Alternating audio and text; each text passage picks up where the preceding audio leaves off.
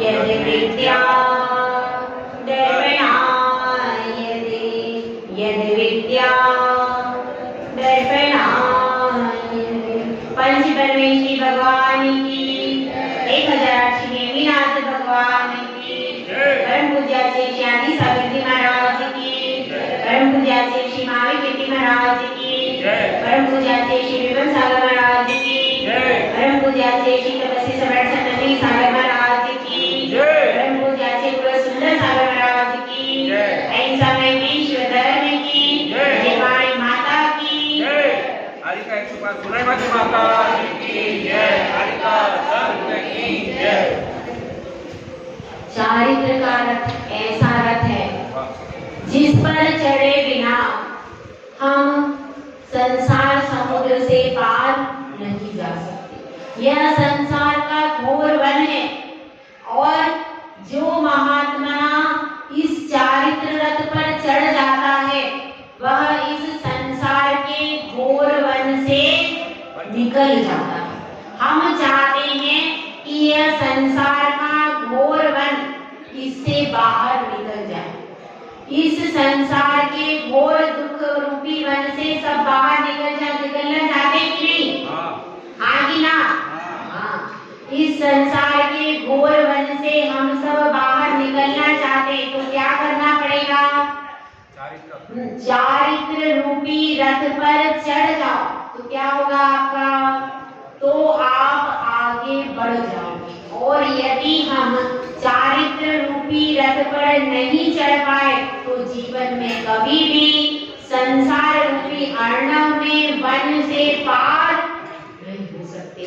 तो यह आचार्य समंतभद्र स्वामी की महती कृपा है, महती उपकार है उनका। क्या कि वह हमारे लिए क्या कह रहे हैं कि यह चारित्र का रथ है, मैंने इसको तुम्हारे आगे प्रस्तुत कर दिया।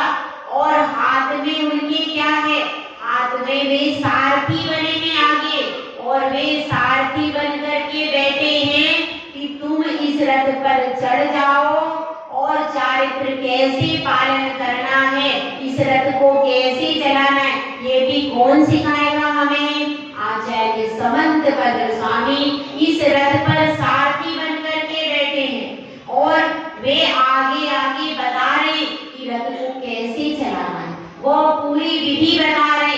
और फिर भी यदि हम नहीं सीख पाएंगे तो इसमें दोष किसका है? किसका दोष है भाई? हमारा दोष है। आचार्य श्री ने तो पूरा उपकार करके सब कुछ लिख दिया, सब कुछ समझा दिया, और एक एक बात जिस प्रकार से बच्चे को कई बार समझाते तब बच्चा समझता है, तो भी हम अपने समझाने का प्रयास छोड़ देते क्या? एक बार में ही बच्चे को उंगली पकड़ ली माता ने, चलो बेटा उंगली पकड़ करके चलो, बच्चा चल रहा है। फिर बच्चा कहते नहीं बेटा धीरे धीरे, ऐसा करते हैं। अपने रत्नों को ऐसे चलाते हो।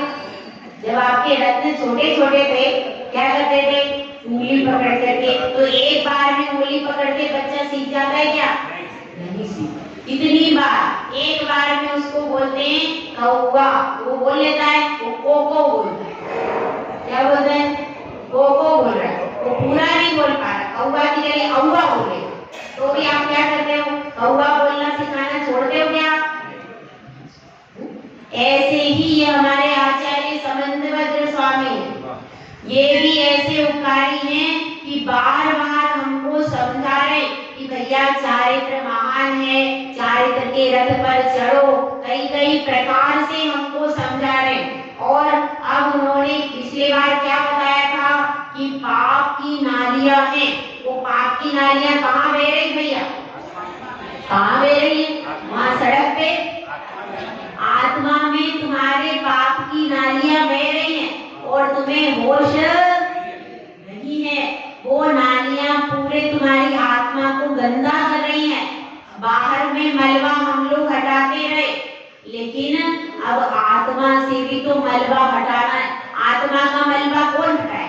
बाहर के मलबे को हटाने के लिए तो वो बाहर वाली आती है, सफाई वाली। अंदर के मलबे को हटाने के लिए कौन, किसको बुलाना है? यहाँ तो अंदर वाली करके दूसरा नहीं कर सकता। तो इसलिए अब उन्होंने कल यह समझाया था, पहले तो तुम इसका श्रद्धान करो कि यह पाप गंदी नालियां हैं। जब तक यह निश्चित नहीं होगा कि पाप गंदी नाली के समान है, तब तक तुम पाप नहीं छोड़ो। क्योंकि बच्चे को कहते हैं बेटा चॉकलेट नहीं खाना, क्यों नहीं खाना, गंदी होती है, उसमें गंदी चीजें डलती है। तो फिर बच्चा क्या गंदी होती है, हाँ गंदी होती है, उसमें गंदी चीजें डलती है, उससे क्या हो जाता है, उससे मुंह में कीड़े पड़ जाते हैं। तो बच्चा क्या कहता है, नहीं अब मैं समझदार बच्चा होगा तो मान जाए। और हम क्या कहेंगे, तो वो कहेगा मैं क्या खा लूं, देखो बेटा मिठाई को खाना, मिठाई कैसी होती है, मिठाई अच्छी लगती है, मिठाई से क्या होता है, मिठाई से मजबूत शरीर बनता है, तो वह मावे की मिठाई हम तुम्हें खिलाए, तो बच्चा मानता है।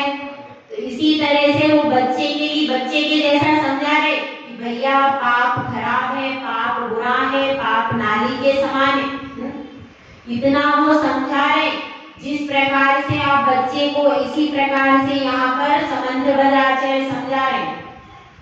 तो उनके पास भी एक भव्य जीव बच्चे जैसा ही बैठा, तो वह कहता है कि ठीक है मुझे समझ में आ गया, लेकिन अब आप एक बात बताओ कि यह चारित्र के कितने भेद हैं, यह चारित्र कैसे मैं धारण करूं, क्योंकि मैं तो चारित्र का ABC भी नहीं जानता, कैसा होता है, उसमें क्या पालन करना पड़ता है, कौन सी परेशानियां आती है, कैसे पालन करते, यह सब मुझे विधि बताओ। यानी भेद और विधि दोनों सीखना चाहता है। कौन? वो भव्य जीव जिसने आचार्य समंतभद्र स्वामी से प्रश्न किया था, जिसके आधार पर इस शास्त्र की रचना हुई। तो आप सबको सीखना है कि नहीं? आप सबको भी विधि और वेद सीखना है? ठीक है, अब हम अगला श्लोक पढ़ते हैं। सकलम विकलम चरणम तत् सकलम सर्व संग विरतानाम अनिगाराणाम विकलम सागाराणाम ससंगानाम सकलम विकलम चरणम तत्सकलं सर्वसंग विरतानां अनिगाराणां विकलं सागाराणां ससंगानां। अब इसमें आचार्य परमेश्वरी बता रहे हैं कि चारित्र दो प्रकार का होता है। पहला होता है सकल चारित्र और दूसरा क्या होता है, विकल चारित्र। ठीक है, चारित्र के कौन से दो भेद बताए, पहला सकल चारित्र और दूसरा विकल चारित्र।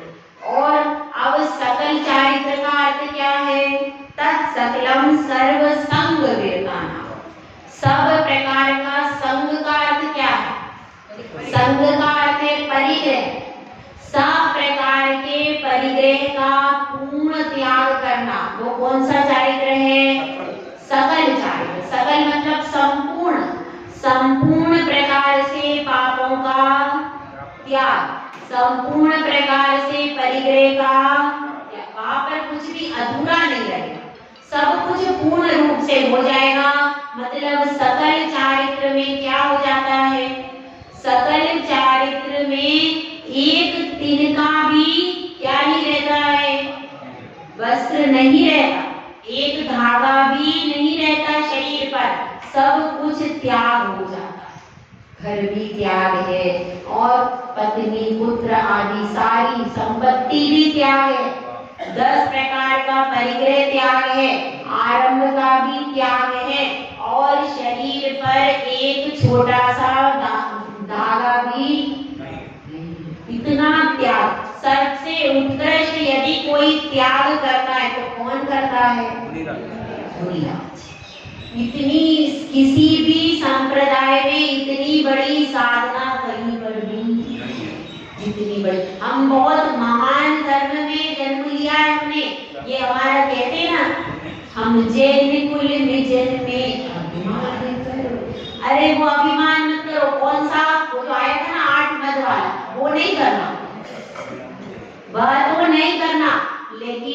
अपने जैन कुल में जन्मने का हमेशा अभिमान करो कि हमको बहुत उत्कृष्ट धर्म मिल गया। यदि ये नहीं मिलता तो हम कहाँ पड़े होते थे, कोई भरोसा नहीं। कुछ पुण्य तो अपनी गठरी में बांध के लाए, पर ये गठरी के रत्नों को बढ़ाना है भैया।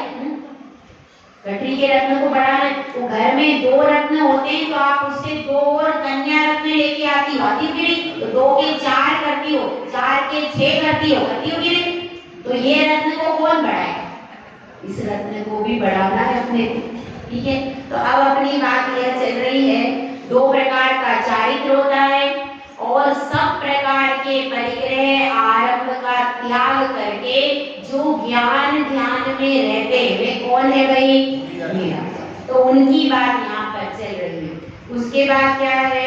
अनगाराणाम विकलम, और जो ऐसे हैं गृहस्थी है, गृहस्थ में रह रहे श्रावक है, श्रावक का क्या कौन सा चारित्र है?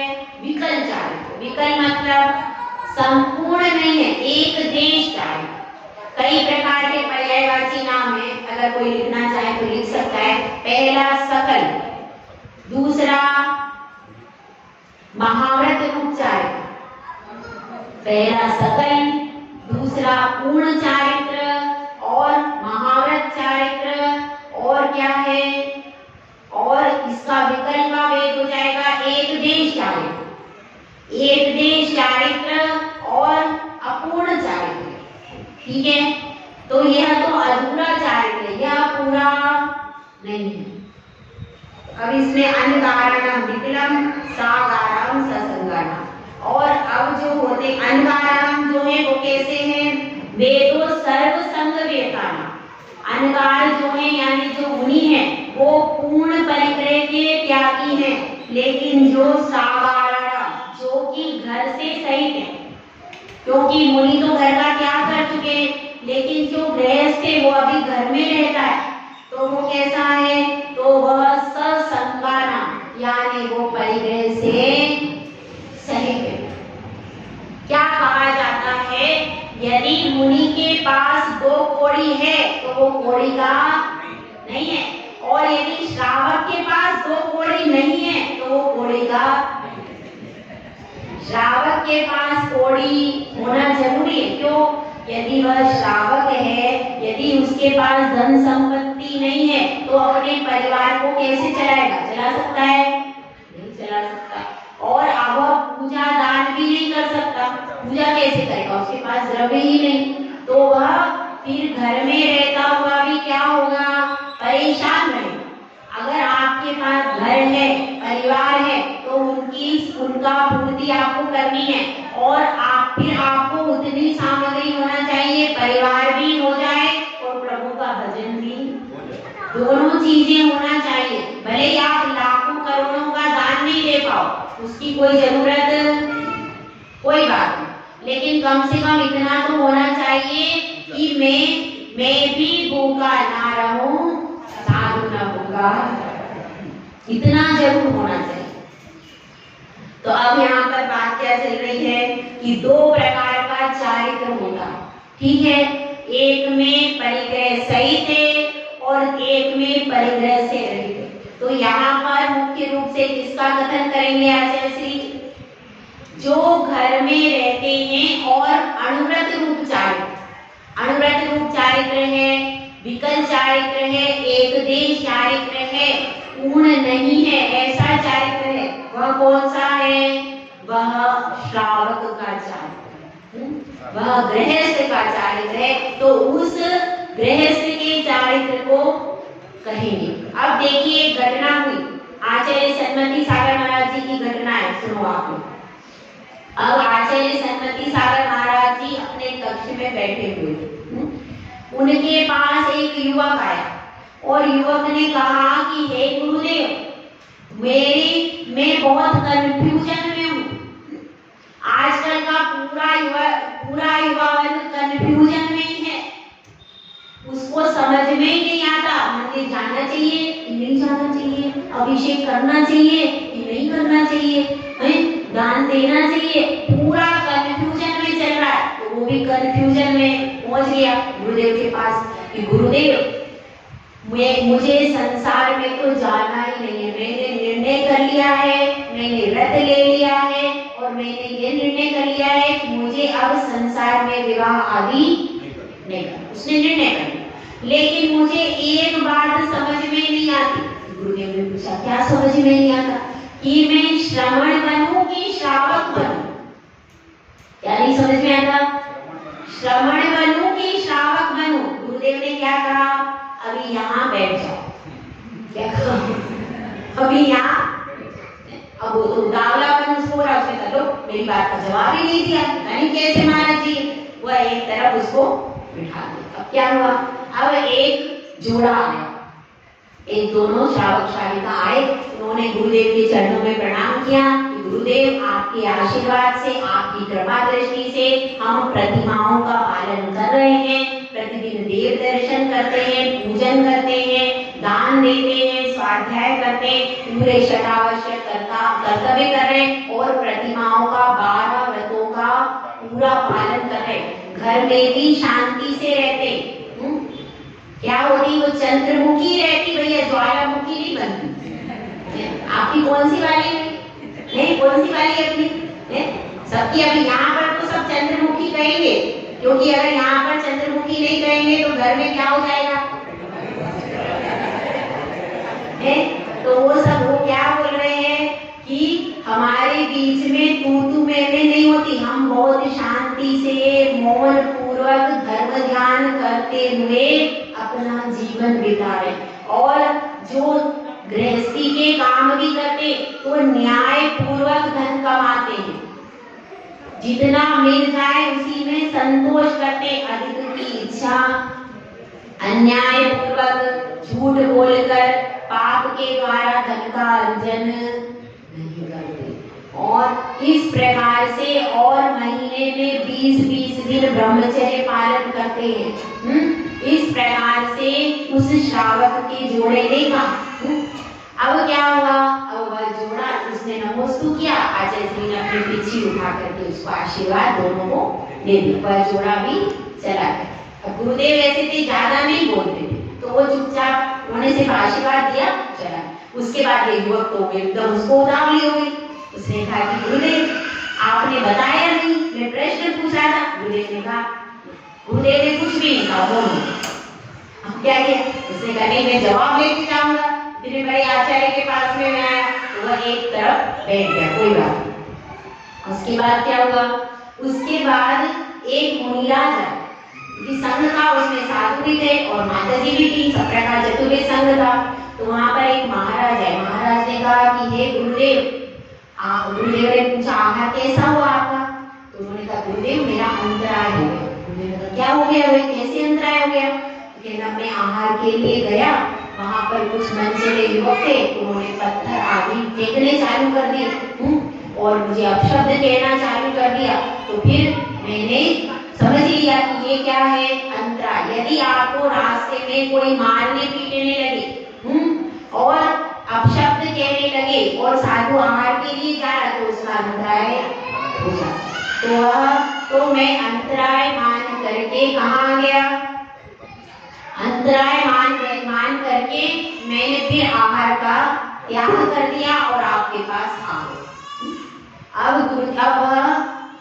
उन्होंने भी नमोस्तु किया, गुरुदेव के चरण स्पर्श करके वे मुनिराज भी अपने स्थान पर चले गए जहां उनका स्थान। अब गुरुदेव ने उस युवक को बुलाया, देखो तुमने कुछ देखा?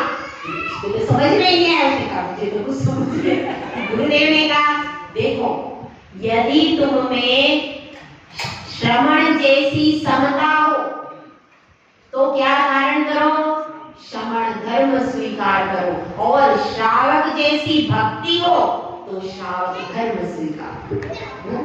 तो इस प्रकार से गुरु क्या होते? अल्प बोलते लेकिन अपने पूरे व्यवहार से ही सब कुछ समझा देते हैं। तो इसी प्रकार से यहाँ पर 2 प्रकार के कथन किए। सर्वोत्तम क्या है? श्रमण धर्म सर्वोत्तम है, लेकिन उसमें समता जरूरी है। यदि आपने श्रमण धर्म स्वीकार कर लिया और समता का पालन नहीं कर कर पाए तो आपका श्रमणत्व सार्थक, और आपने श्रावक धर्म स्वीकार कर लिया लेकिन सच्चे देव शास्त्र के प्रति श्रद्धा भक्ति नहीं है तो क्या होगा? परिणामों में शांति नहीं है तो क्या होगा? तो आप श्रावक का भी पालन नहीं कर पाओगे। तो इसलिए क्या है, इसलिए दोनों तरफ समर्पण चाहिए। दोनों अलग अलग लाइन जरूर है लेकिन दोनों में क्या चाहिए? एक में भक्ति प्रधान और दूसरे में शक्ति प्रधान। समझ में आएगा? तो इस प्रकार से यहाँ पर दो प्रकार के चारित्र के बारे में आचार्य ने बताया। और आगे अपन देखते 51 नंबर की कहानी। अब इसमें शिष्य ने प्रश्न किया कि मेरे पास तो शक्ति नहीं है, मैं तो अल्प शक्ति का धारक हूँ, तो मैं तो ये श्रवण धर्म बहुत कठिन है, मैं तो कर नहीं सकता इसको, तो आप तो किसका उपदेश दीजिए? श्रावक धर्म कैसा होता है इसका उपदेश हमको दीजिए। तो गुरुदेव यहाँ पर श्रावक धर्म के बारे में उपदेश दे रहे हैं। विकल चारित्र कैसा होता है, उसके कितने भेद होते हैं, इसको अगली गाथा में बताया। ग्रहीणाम त्रेधा तिष्ठयनु गुण शिक्षा व्रतात्मकं चरणम् पंचत्री चतुर्भेदम् त्रयं यथा संख्यमाख्यातम् ग्रहीणां त्रेधा तिष्ठयनु गुण शिक्षा व्रतात्मकं चरणम् पंचत्री चतुर्भेदम् त्रयं यथा संख्यमाख्यातम्। अब इसको थोड़ा सा अपन समझने का प्रयास करते हैं। ग्रहीणाम यानी घर में रहने वाले गृहस्थ, उनके क्या होते हैं? त्रेधा यानी तीन प्रकार का। तिष्ठयनु और क्या होता है? अणुव्रत और गुणव्रत यानी तीन प्रकार का गुणव्रत है। और शिक्षा व्रतात्मकम चरणम, शिक्षा व्रत है वो कितने हैं ये नीचे बता रहे। मतलब क्या? तीन प्रकार की चीजें हैं, अणुव्रत, गुणव्रत और शिक्षा व्रत। इन तीन प्रकार का चारित्र होता है। समझ में आएगा? जो चारित्र है उसमें तीन चीजें होती है। कौन कौन सी? पहला अणुव्रत, दूसरा गुणव्रत और तीसरा शिक्षा व्रत। ये तीन, जैसे आपको कल पेपर मिला था उसमें भी तीन प्रकार की चीजें हैं। एक तो ऑब्जेक्टिव था, उसके बाद जोड़ी मिलान था, और तीसरा क्या था? एक शब्द में लिखो। ऐसे तीन थी। उसमें भेद थे कि नहीं? अलग अलग वैरायटी थी, इसीलिए इसमें भी वैरायटी है। अब आप भोजन के लिए जाते हो, कहाँ पर? शादियों में। शादियों में जाते हो तो कितनी वैरायटी होती है? नमकीन की 3 वैरायटी और मीठे की 2-3 वैरायटी। तो क्या होती?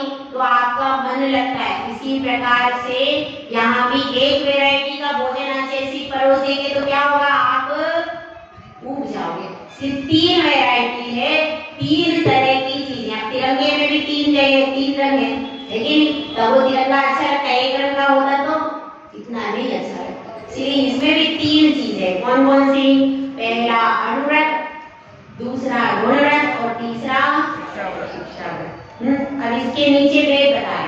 पंच त्रि चतुर्वेदम, नीचे देखो। पंच यानी 5 अणुव्रत, 3 यानी 3 गुणव्रत और 4 शिक्षा व्रत।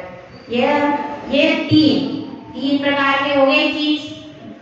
यह 3 क्या होते हैं? यथा संख्यमाख्यातम। अब इनकी संख्या के अनुसार आख्यातम यानी इनका व्याख्यान आगे गुरुदेव करेंगे। तो अपने को समझ में आया? 3 चीजें, रत्नत्रय भी 3 है। 3 का अंक कैसा है भाई? बहुत शुभ अंक है। अगर हम 3 को प्राप्त कर लिया हमने तो क्या हो गया? सम्यक दर्शन, सम्यक ज्ञान और सम्यक चारित्र। इन तीनों को यदि प्राप्त कर लेंगे तो संसार में जन्म जरा मरण इन तीनों से मुक्त हो जाएंगे। तीन गतियों से मुक्त हो जाएंगे। कौन कौन सी? नरक, त्रियंच और मनुष्य। इन तीन गतियों से भी मुक्ति हो जाएगी हमारी हमेशा के लिए। देव गति से भी मुक्ति, और अगर पहुंचेंगे तो देव गति में प्रशस्त वातावरण में रहेंगे, अशुभ अशुभ सारे परिणामों से निवृत्ति हो जाएगी। तो इस प्रकार से तीन की आराधना करो और क्या करो? क्या करो बताओ? तीन की आराधना करने से और किसकी साधना करना पड़ती है? 13 प्रकार की साधना करो। 13 प्रकार का चारित्र कौन सा होता है? पंच महाव्रत, पंच समिति और 3 मुक्ति, उनका साधना रूप चारित्र है। और हमारा आराधना रूप, शावकों का आराधना रूप चारित्र और साधुओं का साधना रूप चारित्र, दोनों में अंतर है। तो यहाँ पर क्या बात चल रही पहले अपन समझ लें। 3 प्रकार के 5 अनुव्रत दिए हैं, 3 गुणव्रत और 4 शिक्षाव्रत। अब इसकी थोड़ी सी अपन यहाँ पर परिभाषा समझ लेते हैं। अणु का मतलब क्या होता है भाई? छोटा सा। उनके महाव्रत होते हैं। महाव्रत किसके? मुनिराजों के। वो पूर्ण रूप से पालन करते हैं, लेकिन हम छोटे रूप में पालन करते हैं। अणु छोटा होता है, स्कंद बड़ा होता है। उद्गत के 2 वेद हैं, कौन कौन से? अणु और स्कंद। तो इस प्रकार से स्कंद बड़ा होता है और अणु कैसा होता है? छोटा। तो जब शिष्य ने कह दिया कि मैं श्रवण की क्षमता धारण नहीं कर सकता, तो उसके लिए क्या बता रहे हैं? कोई बात नहीं, आप छोटे रूप में धर्म करो, आपके लिए भी व्यवस्था। अब जैसे कोई बच्चा छोटा है, अब उसके आगे आप एक रोटी रख दोगे, वो खा पाएगा? नहीं। उसके लिए आपको क्या एक टुकड़ा एक ग्रास, और वो भी थोड़ा तोड़ तोड़ करके देना पड़ेगा, तब वह छोटा बच्चा खाएगा। तो आप सब कौन भाई? छोटे बच्चे हो आप लोग। जो बड़े और सामर्थ्यवान लोग हैं वो तो महाव्रत धारण कर लेंगे, अपना कल्याण कर लेते। अपन सब कौन है? छोटे बच्चे हो आप। तो छोटे बच्चे को क्या करते हैं? दूध में भिगो भिगो करके रोटी खिलाते हैं। तो ऐसी स्थिति भी आपकी है। क्यों है? क्योंकि इसमें अनुव्रत है, छोटा व्रत दे रहे हैं। छोटे व्रत को आप धारण करो, लेकिन भूखे रोटी भी खाना है कि नहीं? तो वो घर की रोटी कहाँ काम आएगी? घर की रोटी शरीर के काम आएगी। और यहाँ जो रोटी खा रहे हो ये भी भोजन है, ज्ञानामृत है। ये वो क्या है? वो आपका कौन सा अमृत है? वह तो भोजनामृत है, वो ये ज्ञानामृत है। भोजनामृत से शरीर पुष्ट होता है और ज्ञानामृत से आत्मा पुष्ट। तो ज्ञानामृत यदि आप इस आत्मा को नहीं दे पाओगे तो क्या होगा? यह आत्मा भूखी रह जाएगी। इसको भी खिलाना चाहिए। इसको आत्मा को तृप्ति के लिए ज्ञानामृत पिलाना पड़ेगा, और आपको घर की व्यवस्था के लिए क्या करना पड़ेगा? भोजनामृत पिलाना पड़ेगा। तो इस ज्ञानामृत की तृप्ति के लिए क्या करना पड़ेगा? यह 12 व्रत हो जाते हैं कुल टोटल। 5 अनुव्रत, 3 गुणव्रत और 4 शिक्षाव्रत। यह कुल मिलकर के बन जाते हैं 12 व्रत। बनते कि नहीं? तो इन 12 व्रतों का धारी श्रावक व्रती की संज्ञा को धारण करता। इसके पहले वह व्रती नहीं कहेगा।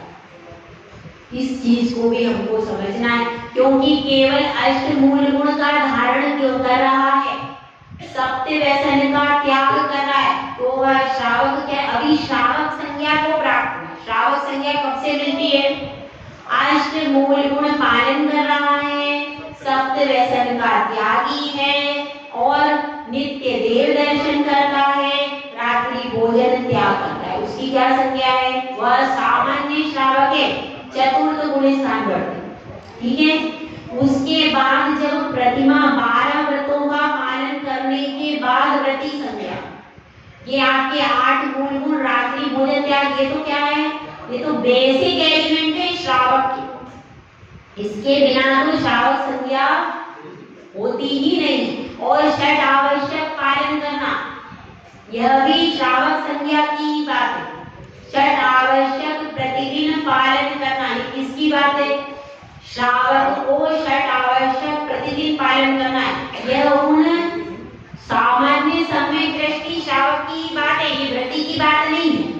ठीक है, तो यह सब किसमें आ जाएगा? सामान्य श्रावक की। जब देखिए क्या क्या चीजें हो गई, सप्त व्यसन का पूर्ण त्याग करना पड़ेगा। ठीक है, उसमें कोई कंसेशन वाली बात नहीं, वो तो आपको पूरा ही त्याग करना है। उसके बाद अष्ट मूल गुण का पालन करना पड़ेगा। और उसके बाद तीसरी चीज क्या है? षट आवश्यक का पालन करना। और अष्ट मूल गुण भी 3 प्रकार से, वो आगे इसमें हम बताएंगे जहां पर प्रकरण आएगा वहां पर। ठीक है, तो अपने को यह समझना है कि 12 प्रकार के व्रत हैं, उन 12 प्रकार के व्रतों का यथाशक्ति पालन करना है, अभ्यास रूप पालन करना है पहले, और फिर उन 12 व्रतों का क्या लेना है? जब 12 व्रत हमारे जीवन में आ जाते हैं तो हम कौन बन जाते हैं? प्रतिमाधारी श्रावक, तब हमारी व्रति संज्ञा होगी। तो अब आगे आज ऐसे इसमें यही बताएंगे कि अनुव्रत क्या है, महाव्रत क्या, अनुव्रत का पूरा स्वरूप, फिर गुणव्रत क्या है, इसमें पूरा सब्जेक्ट क्लियर कर दिया होगा। पूरा सब्जेक्ट की आगे पूरा वर्णन किसका चलेगा? इन्हीं का चलेगा, किसका? अनुव्रत का, गुणव्रत का और शिक्षा, इन तीनों का ही आगे प्रकरण चलेगा।